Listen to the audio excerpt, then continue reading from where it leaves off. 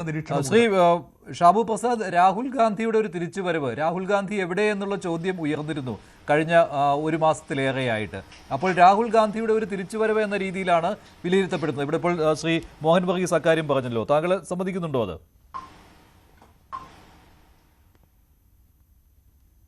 അല്ല, ഈ രാഹുൽ ഗാന്ധി ഇങ്ങനെ ഇടയ്ക്കിടയ്ക്ക് തിരിച്ചു വരാറുണ്ടല്ലോ. നമ്മൾ എത്രയോ നാളായിട്ട് ഇങ്ങനെ രാഹുൽ ഗാന്ധിയുടെ തിരിച്ചുവരവ് ഇങ്ങനെ റെഗുലറായിട്ട് കാണുന്നു. പ്രത്യേകിച്ച് ഓരോ പാർലമെന്റ് സമ്മേളനത്തിന് മുമ്പും അദ്ദേഹം ഇങ്ങനെ ഒരു തിരിച്ചുവരവ് നടത്താറുണ്ട്.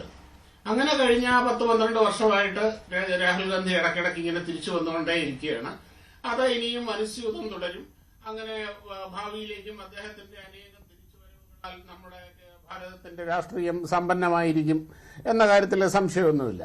അതുകൊണ്ട് എനിക്ക് പ്രത്യേകിച്ച് അത്ഭുതമൊന്നുമില്ല രാഹുൽ ഗാന്ധിയുടെ ഈ തിരിച്ചുവരവിന്റെ കാര്യത്തിൽ. അല്ല, ഇവിടെ കോൺഗ്രസും അതുപോലെ തന്നെ മറ്റു പ്രതിപക്ഷ പാർട്ടികളും പിന്നെ CJP എന്ന സംഘടനയും ഇവർ ഉയർത്തുന്ന ആവശ്യങ്ങൾ, അതിലെ ന്യായാന്യായങ്ങളെ താങ്കൾ എങ്ങനെയാണ് കാണുന്നത്? നോക്കൂ, ഇവിടെ ഒരു നീറ്റ് പരീക്ഷ നടന്നു. ആ നീറ്റ് പരീക്ഷയിലെ പരീക്ഷ പേപ്പർ ചോർന്നു. ഇത് സത്യമാണ്. ഇത് ആരെങ്കിലും പൊക്കിക്കൊണ്ടുവന്നതാണോ, അല്ലെങ്കിൽ ആരെങ്കിലും കണ്ടെത്തി പുറത്തുവിട്ടതാണോ? അല്ല, നാഷണൽ ടെസ്റ്റിംഗ് ഏജൻസി, സർക്കാർ ഏജൻസി തന്നെയാണ് ഇത് കണ്ടെത്തിയതും ഇത് പറഞ്ഞതും.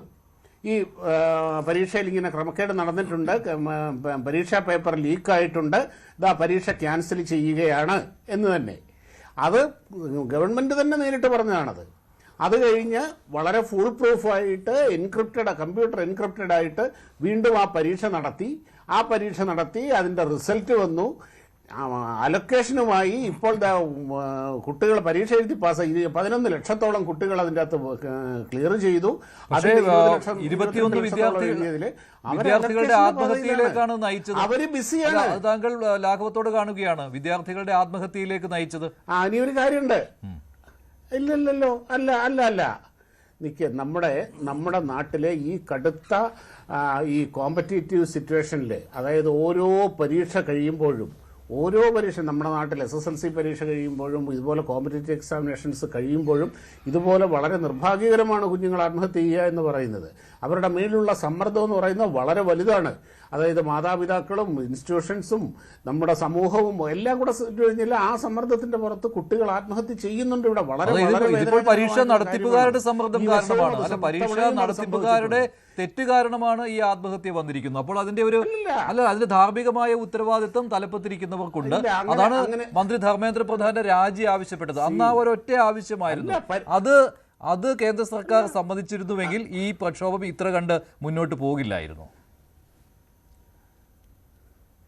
അല്ല, അതായത് ഇന്ത്യയിലെ ഈ പരീക്ഷാ ക്രമക്കേട് എന്ന് പറയുന്ന, അല്ലെങ്കിൽ പരീക്ഷയിലെ ഈ ചോദ്യപേപ്പർ ചോർച്ച എന്ന് പറയുന്നത് ഇന്ത്യയിൽ ഈ 2020 വന്ന അത്ഭുത പ്രതിഭാസമൊന്നും അല്ല. ഇവിടെ ഞാൻ എണ്ണി പറഞ്ഞു തരാം. അതായത് 2004 CBSE all India pre medical എക്സാമിനേഷന്റെ പേപ്പർ ചോർന്നു. 2006 CBSE 12th സ്റ്റാൻഡേർഡിന്റെ അക്കൗണ്ടബിലിറ്റി പേപ്പർ ചോർന്നു. അക്കൗണ്ടൻസി പേപ്പർ ചോർന്നു. 2007 ഓൾ ഇന്ത്യ എഞ്ചിനീയറിംഗ് പേപ്പർ ചോർന്നു. 2008 പ്രീ മെഡിക്കൽ ടെസ്റ്റിന്റെ പേപ്പർ ചോർന്നു. 2011 UPയിലെ എഞ്ചിനീയറിംഗ് എക്സാമിനേഷന്റെ പേപ്പർ ചോർന്നു. 2012 all India institute of medical സയൻസിന്റെ എൻട്രൻസ് എക്സാമിനേഷന്റെ പേപ്പർ ചോർന്നു. 2013 മഹാരാഷ്ട്ര ഹയർ സെക്കൻഡറി പരീക്ഷയുടെ പേപ്പർ ചോർന്നു. 2013 രാജസ്ഥാൻ യൂണിവേഴ്സിറ്റിയുടെ പേപ്പർ ചോർന്നു. 2013 രാജസ്ഥാൻ PSCയുടെ പേപ്പർ ചോർന്നു. 2014 CBSEയുടെ മാത്സ് എക്സാമിനേഷന്റെ മാത്സിന്റെയും എക്കണോമിക്സിന്റെയും പേപ്പറുകൾ ചോർന്നു. ഇവിടെ എത്ര പേര് രാജിവെച്ചു മഞ്ജുഷേ? അതിന് എന്ത് കറക്റ്റീവ് മെഷർ ഉണ്ടായി ഇവിടെ? അതായത് ഈ നാട്ടിലെ കാര്യം, ഈ പറയുന്ന ആൾക്കാർ കോൺഗ്രസ്, അവർ they are the masters of paper leak. ഇതാണ് ഈ നാട്ടിൽ നടന്നിട്ടുള്ളത്. അങ്ങനെയാണെങ്കിൽ ആ കാലത്തെ വിദ്യാഭ്യാസ സമ്പ്രദായം, ആ കാലത്തെ ആ പരീക്ഷ നടത്തിപ്പ് അതിപ്പോഴും തുടരുകയാണ്. അപ്പോൾ അന്ന് ഇതൊന്നും കണ്ടില്ലേ? ഇപ്പോൾ ഇങ്ങനെ നടന്നത് അത് വലിയ അത്ഭുതമില്ല എന്ന് പറയുന്നതിൽ കാര്യമില്ല. അല്ലല്ല അറിഞ്ഞേ, നമ്മുടെ എക്സാമിനേഷൻ സിസ്റ്റം, അതായത് കോമ്പറ്റേറ്റീവ് എക്സാമിനേഷൻ്റെ അതൊരു ഹ്യൂജ് മെഷീനറിയാണ്. ലക്ഷക്കണക്കിന് ആൾക്കാർ ഇൻവോൾവ് ചെയ്യുന്ന ഒരുപാട് കാര്യം. അതിൻ്റെ അകത്ത് കാലാകാലങ്ങളായിട്ട് ഇത്രയും കാലം കൊണ്ട് കടന്നുകൂടിയിട്ടുള്ള ഒരുപാട് പ്രശ്നങ്ങൾ അതിൻ്റെ അകത്തുണ്ട്. നമ്മളത് കണ്ണടച്ചിട്ട് കാര്യമില്ല. ഇപ്പോൾ ഇവിടെ എന്താണ് ചെയ്തത്? ഇവിടെ എന്താണ്, നീറ്റ് എക്സാമിനേഷൻ്റെ പേപ്പർ ചോർന്നു, സംഭവം വീണ്ടും കമ്പ്യൂട്ടർ എൻക്രിപ്റ്റഡ് ആയിട്ട് വീണ്ടും പരീക്ഷ നടത്തി. അടുത്ത വർഷം മുതൽ ടോട്ടലി പേപ്പർലെസ് ആയിട്ടുള്ള 100% ഓൺലൈൻ കമ്പ്യൂട്ടറൈസ്ഡ്. അത് തീരുമാനമെടുത്തു കഴിഞ്ഞ് നിയമമാക്കി കഴിഞ്ഞ് ചെയ്യാൻ പോവുകയാണ്.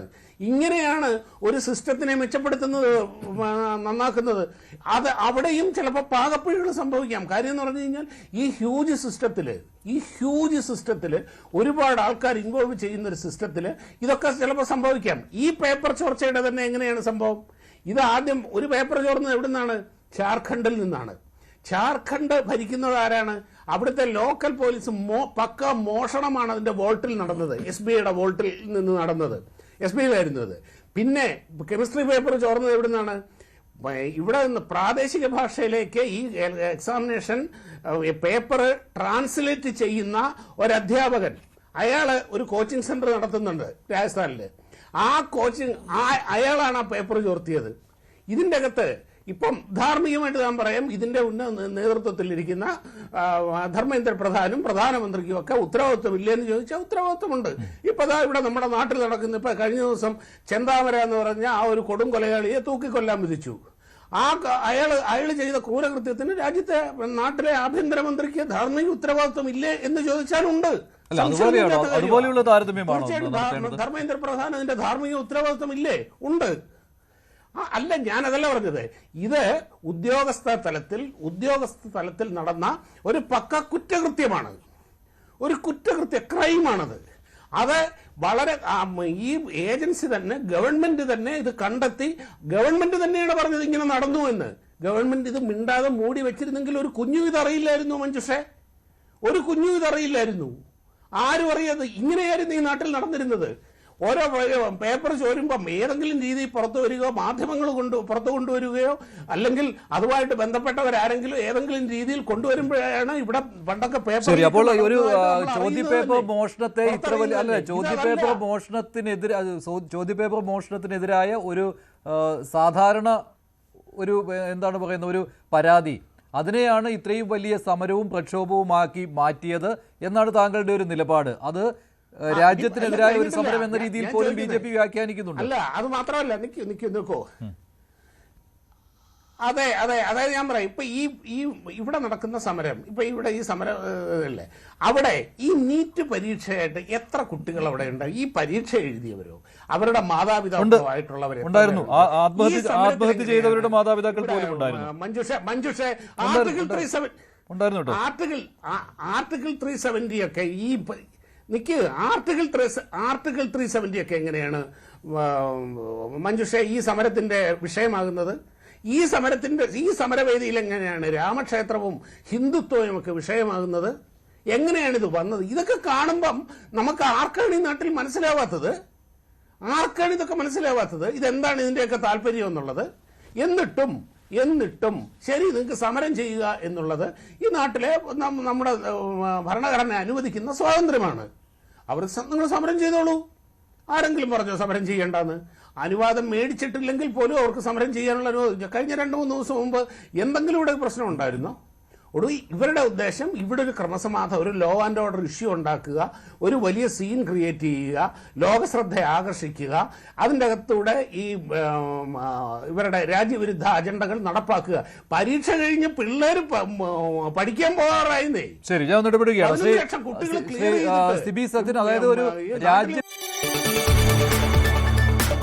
കൂടുതൽ വാർത്തകൾക്ക് News 18 Keralam YouTube channel subscribe ചെയ്യുക.